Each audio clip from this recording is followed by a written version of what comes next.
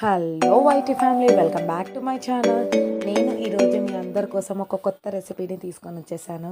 అదేంటంటే వెజ్ పులావ్. ముందుగా నేను అన్ని వెజిటేబుల్స్ని కట్ చేసి పెట్టుకున్నాను. ఆనియన్, క్యారెట్, బీనీస్, టమాటో, పచ్చి బఠానా, గ్రీన్ చిల్లీస్ అండ్ ఆలు. తర్వాత మసాలా కోసం సాజీరా, ఇలాచీ, లవంగం, కబాబ్ చిన్ని అండ్ దాల్చిన చెక్క, బగారా ఆకు, ఇవన్నిటిని ముందుగా తీసుకోవాలి మనము. దాని తర్వాత కొంచెం పుదీనా, కొత్తిమీర, కరివేపాకు వాష్ చేసి తీసుకోండి. నేనైతే ప్యాన్లో 4 to 5 స్పూన్స్ ఆఫ్ ఆయిల్ని తీసుకున్నా. నేనైతే 1 kg రైస్ని చేస్తున్నానండి.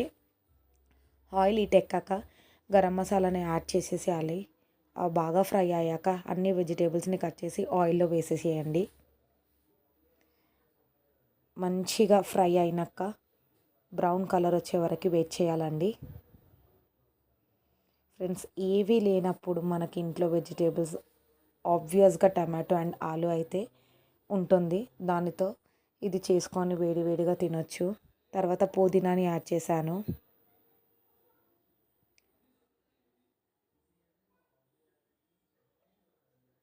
బాగా ఫ్రై అయ్యాక కొంచెం నేను గార్లిక్ పేస్ట్ని తీసుకున్నానండి. కొంచెం గార్లిక్ పేస్ట్ 2 స్పూన్స్ యాడ్ చేశాను. ఎందుకంటే 1 kg రైస్కి. టర్మరిక్ పౌడర్, పసుపు అండ్ సాల్ట్ అండ్ మిర్చి పౌడర్ని మీకు తగిన టేస్ట్కి ఎంత ఎక్కువ తింటే ఎక్కువ అండ్ తక్కువ తింటే తక్కువ మీ స్పైస్ని చూసి యాడ్ చేసుకోవచ్చు. మేమైతే కొంచెం మీడియంగా తింటామండి, అందుకే మేము కొంచెం తక్కువనే చేశాను. అది వేసాక బాగా ఫ్రై చేసుకోవాలి. కలుపుకొని ఫ్లేమ్ కొంచెం సిమ్లో పెట్టాలి, లేదంటే ఫ్రెండ్స్ మొత్తం మాడిపోతుంది హై ఫ్లేమ్లో పెడితే.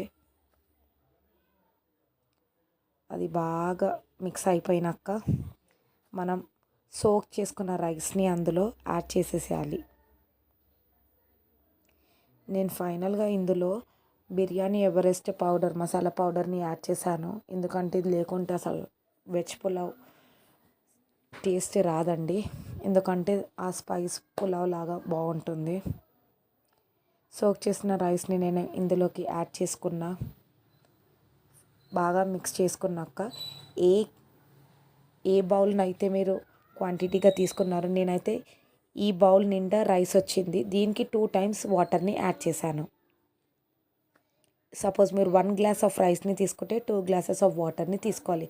ఇన్ ద సేమ్ వే నేను కూడా 1 bowl రైస్ వచ్చింది, 1 kg రైస్ కదా, 2 bowls వాటర్ తీసుకున్నా, యాడ్ చేసుకున్నా. ఇప్పుడు హై ఫ్లేమ్లో పెట్టి కొంచెం సేపు మూత పెట్టేసేయాలి. అది బాగా బాయిల్ అయిపోతుంటుంది. కొంచెం మీడియం ఫ్లేమ్లో పెట్టుకోవాలి. తర్వాతకి అది దమ్కి అయినాక మీకు ఇలా వస్తుంది. వేడి వేడిగా వెజ్ పులావ్ రెడీ అండి. దీంతో పాటు పెరుగు చట్నీ కొంచెం చేసుకొని దీంతో యాడ్ చేసుకొని తింటే బాగుంటుంది. నా వీడియో మీకు నచ్చితే లైక్ చేయండి, షేర్ చేయండి, సబ్స్క్రైబ్ చేయండి. Bye friends, thank you.